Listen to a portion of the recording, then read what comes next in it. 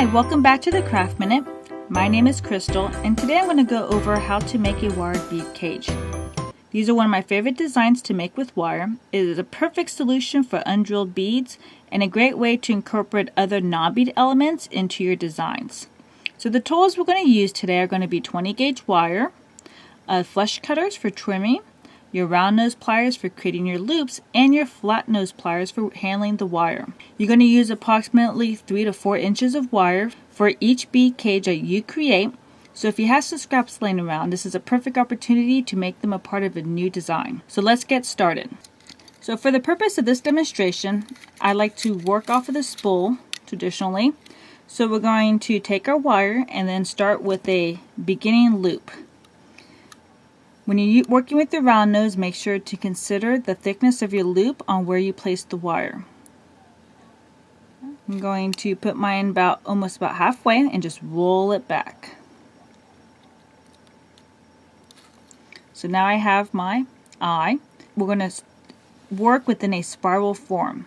I'm going to do about 3 rotations around the eye, and that will result in 3 rotations around the bead. So now with the eye, I'm going to take my flat nose pliers and I'm going to hold it halfway, covering the middle part. And then I'm working with the wire. I'm going to just bend it to the tip. So you can see where the cross point is going to be right there. I'm going to release, turn my wire, and then I want to once again grab halfway into the eye. And make sure that I also hold the second rotation of the wire, and once again twist to the tip. We're going to release, turn, once again secure halfway to the wire, and twist to the tip.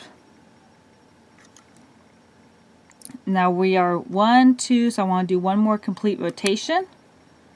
We're going to hold it, twist to the tip, hold it, twist towards the tip, hold it.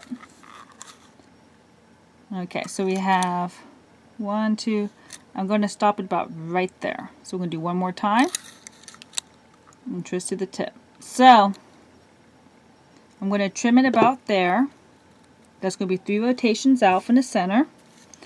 If you're working from the spool and trimming the wire, we want to have the flush side facing the piece that's going to be released so that it doesn't have a little notch at the end. And here's our spiral. For this example bead, I have 2 loops. So this would be my first loop, and on this end I would want to create my second loop. If you want to have a pendant piece or one that's going to be at the end of a design and you want it flat, it would not have the loop on the bottom. You would want to keep it as is right here. Since I'm making one of these, I'm going to create a loop. I'm just going to take the wire and I'm just going to roll it back.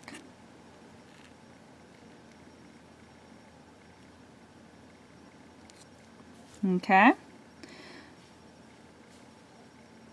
Then I'm going to take my flat nose. I want to pinch that middle, and we want to start stretching it out. Or actually, you can kind of do it like this using your finger. Just kind of start pulling out the piece. And it's going to look like this. We want to also then take the flat nose for the center loop, and then I'm going to twist up 90 degrees facing it upward. Now when I'm doing this, so I do not lose the integrity of my shape, I'm going to be applying the pressure this way as I'm holding this wire securely, keep it in place, and applying the pressure upward as I'm bending this back. I want to ensure not to lose too much of the spiral design that I created initially. Although we'll be manipulating this wire quite a bit to secure it to the size bead that I'll be working with. So when you want to insert your bead, I'm going to kind of just twist this down. And when I'm doing this, I'm taking this piece. Well, first off, we want to pinch this one up real quick too. So let's do that. So you can start to see the design. I'm going to take my hand, use these like handles, and I'm going to turn it in. Okay, I'm going to apply this way as I'm applying down against it so that I don't lose this shape. So as I'm applying, I'm going to turn it in to kind of start twisting it inward. So you see how my hands are moving? Now I have more of a cage. To insert the bead, you're going to want to pinch it open. So I'm going to take in the middle and just pull it apart. And I'm going to place the bead in there. Okay? So it's loosely sitting in there. And now I want to start manipulating the wire to be securely around that bead as it spirals.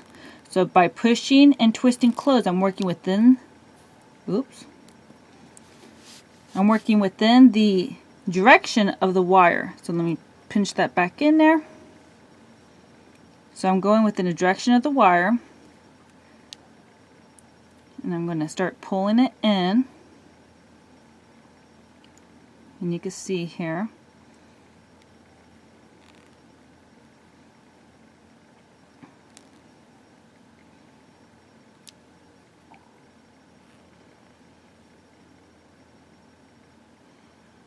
And then I can start moving it around. Like this one has a little extra space up. So I want to start moving that down. So I'm just going to kind of loosen it up a bit. And then pulling it down to kind of fit snugly along that bead. And then for the end, I'm just going to kind of press it closed. And it has a pretty good tight fit. And then I kind of want to clean it up a little bit with this part. I want to just close it a little bit more. And then I'm probably going to work on making this even. So you can see how one's facing this way, one's at an angle.